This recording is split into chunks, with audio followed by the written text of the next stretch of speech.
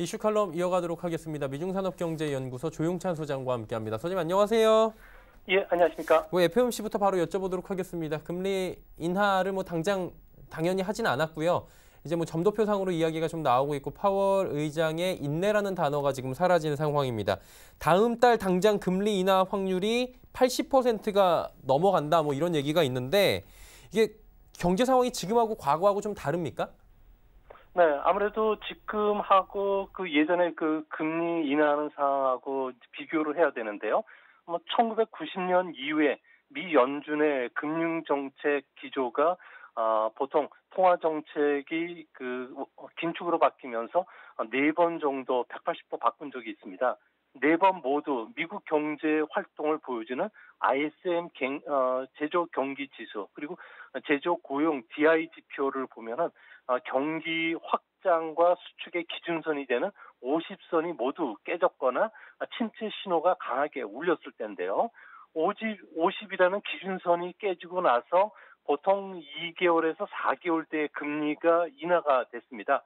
현재는 ISM 제적 지수 그리고 제조 고용 DI 같은 경우에는 50을 웃돌고 있지만 작년 말부터는 하락 추세에 들어가고 있고요. 또 무역 전쟁이 장기화되면 시간 문제이지 50선도 깨질 것이라는 불확실성이 지금 높은 상황입니다. 과거 98년 아시아 금융위기, 2007년 서브프라임 때 같은 경우에는 ISM 제조 경기 지수가 50선이 깨지지 않았지만 예방적 차원에서 금리를 인하한 적이 있는데요. 이번에도 무역 전쟁이 실물 경제를 빠르게 악화시키고 있기 때문에 7월 금리 인하를 단행할 확률이 현재로서는 상당히 높은 상황으로 보여집니다. 네, 그렇다면 이제 과거로 좀 짚어봐야 될 것 같은데요. 이게 금리 인하 시기에서 전환 국면에서 주식시장이 어떻게 움직였는지 좀 찾아보면 답이 어느 정도 나올 것 같고 금리 낮출 경우에는 주가 상승에 호재가 지금 될 수 있을까요? 네, 미국 같은 경우에는 1995년 금리 인하 때를 제해놓고서는 첫 금리가 단행된 직전엔 금융정책 방향이 긴축적인 상황이었는데요. 첫 금리 인하가 실시되기 3개월 전부터 3개월 후까지 S&P 500 지수 추이를 보면요. 금리 인하 45일 전부터 주가가 상승했습니다. 또 금리 인하 전날부터 금리를 인하한 뒤 3주까지는 주가가 보통 2에서 한 6% 상승을 했는데요. 이 때문에 7월 금리 인하가 확실하다고 본 투자가들이 지난 2주간 주식을 매수하면서 미국 증시가 상승한 것도 이 같은 주가 흐름을 염두에 뒀기 때문인 것으로 보여집니다. 1998년도였죠. 리먼 쇼크 때와 같은 예외적인 상황이 일어나지 않는다면 앞으로도 추가적으로 7월 금리 인하 이후에 한 2, 3주 정도는 더 올라갈 수가 있기 때문에 현재 주가 상승 흐름은 좀 더 이어질 수가 있다는 측면에서는 다른 이머징 국가, 특히 우리나라 증시에도 호재가 될 것으로 보여집니다. 말씀해 주신 대로 금리 인하가 이어진다라고 가정을 해 주셨는데 점도표상으로 봐도 위원들 중에서 많은 인원이 점도표 올해 2번 찍었더라고요. 그러다 보니 7월에 한 번, 연말에 한 번쯤 이렇게 얘기도 나오는 것 같은데 그러면 서머랠리 가능성이 조금 더 제기가 될 수 있는 거 아니겠습니까? 네, 지금 미국에는 금융위기가 발생할 징후가 없고요. 경기도 당장 후퇴 국면에 빠질 사항이 아닙니다. 엄격하게 표현하면은 골디락스 경제 상황이 지속이 되는데요. 좀 걱정스러운 점은 내년까지 현재 시장에서는 4차례 금리 인하를 예상하고 있는 상태에서 올해 7월 단 한 번만 금리 인하에 나선다면은 아무래도 주시장은 실망 매물이 출현될 가능성이 높은데요. 하지만 9월이라도 추가 금리 인하가 단행될 확률이 높은 상황이기 때문에 과거 사례로 보면은 첫 금리 인하 때부터 2개월 뒤까지도 지금의 상승 추세는 좀 더 이어질 가능성이 높지 않을까 보여집니다. 연준의 금융 환경이 완화냐 긴축이냐를 보여주는 파이낸셜 컨디션 지수라고 있는데요. 미국에서는 FCI 지수라고 합니다. 현재는 다소 긴축적인 방향이지만 이번 6월 FOMC 이후에 금융 완화적인 상황으로 좀 바뀐 만큼 올해는 무역 전쟁과 같은 예상치 못했던 돌발 변수만 없다면은 썸머 랠리가 가능하다는 점에서 이번 여름에 우리나라 증시도 좀 상승 흐름을 탈 가능성이 있다는 점은 긍정적인 신호로 보여집니다. 결국에는 지금 연준이 선제적 예방적으로 금리 인하를 단행하는 부분도 있는 것 같은데 이것들이 언제 끝나느냐에 따라서 뭐 주가의 향배도 어느 정도 결정이 될 수 있다. 이렇게도 해석이 될 것 같은데 금리 인하하는 이번 측면에서 FOMC에서 저희가 주목해야 될 부분이 분명히 생길 것 같은데요. 네, 그 추가 금리 인하 폭은 현재로서는 예단하기는 힘든데요. 실제 금리 인하가 단행된다면 과거의 주가 부양 효과가 발휘가 좀 될 수 있지 않을까 보여집니다. 미국 경제 같은 경우에는 둔화가 경기 순환적인 요인보다는 트럼프의 통상 정책과 둘러싼 불확실성이 지금 현재 큰 상황인데요. 미중 무역 전쟁이 경기나 고용, 금융 환경에 직접적인 영향을 끼치고 있는 상황이기 때문에 FRB가 인내라는 그 자세에서 이제 돌아섰던 만큼 앞으로 금융 완화적인 자세를 얼마나 더 갖고 가느냐가 주시장에 더 큰 호재가 될 가능성이 크지 않을까 보여집니다.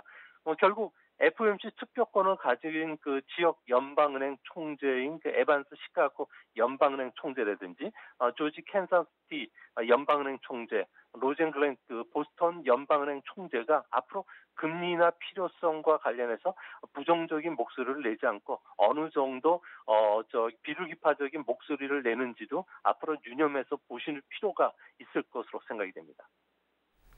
네, 금리 인하 소식은 일단 여기서 정리를 하도록 하고요. 이제 중국과 미국 간의 미중 무역 갈등 한번 여쭤보도록 하겠습니다. 화웨이 런정페이 회장이 이렇게까지 나올 줄은 몰랐다. 뭐 얘기가 나왔습니다. 좀 심각한 타격을 인정한 셈인데요. 이게 화해 제스처로 받아들여도 되는 겁니까? 네, 아직 그 미국에 대해서는 화해 시그널을 보냈다고 보기보다는 네. 아무래도 중국 정부의 의지를 내비친 게 아닌가 보여집니다. 중국 정부 같은 경우에는 미국 견제에 맞서서 5G 기술 주도권을 잡기 위해서 미국과의 싸움을 시작할 테니 좀 고통을 좀 참고 단결하자는 의미가 담겨 있다고 보여지는데요. 화웨이는 5G와 관련된 전 세계에서 보유한 특허만 5만 6천 개를 보유하고 있다고 합니다.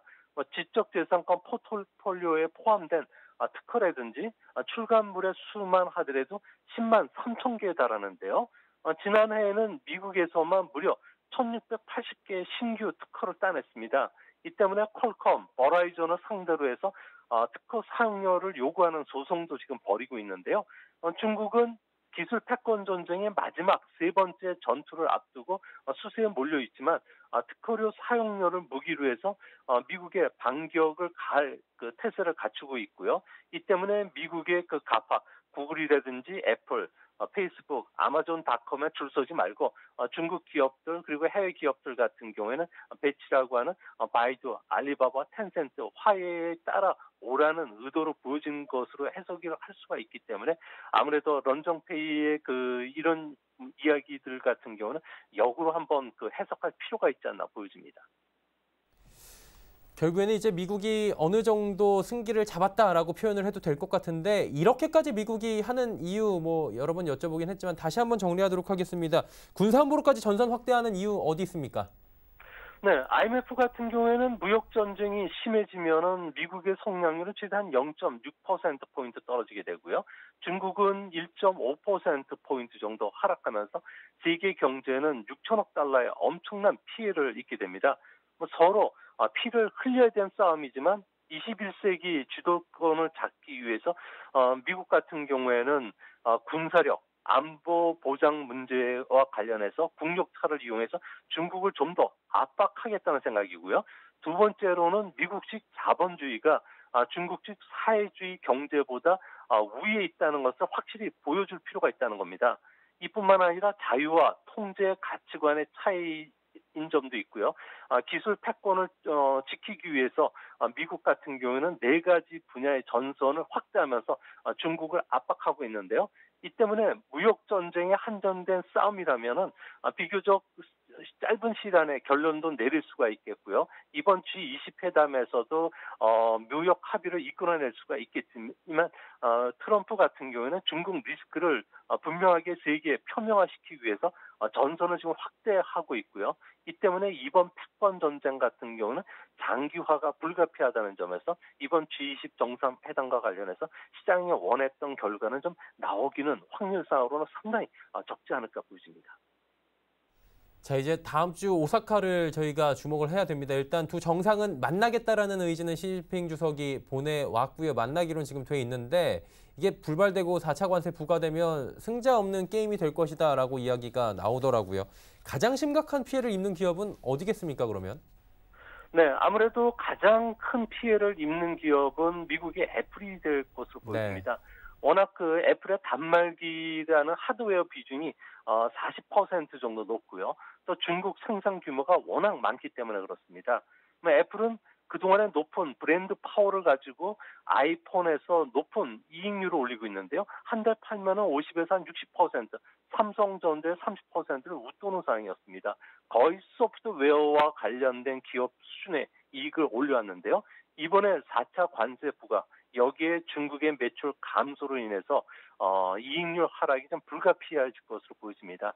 이번 미중 관세 전쟁으로 인해서 애플이나 아마존, 알리바바, 텐센트, 바이두, 구글, 페이스북 순으로 마이너스 요인이 작용이 되는데요. 그 중에서도 미국의 교류 사이트라고 하는 SNS 같은 경우에는 광고 수익 감소, 여기에 운영체계인 OS가 중화권에서 퇴출된 위험을 받지 않을까 보입니다. 이에도 공급망이라든지 판매망 혼란이 발생할 수가 있기 때문에 무역 전쟁이 길어진다면은 아무래도 많은 제품들의 판매 가격이 올라가게 되고요.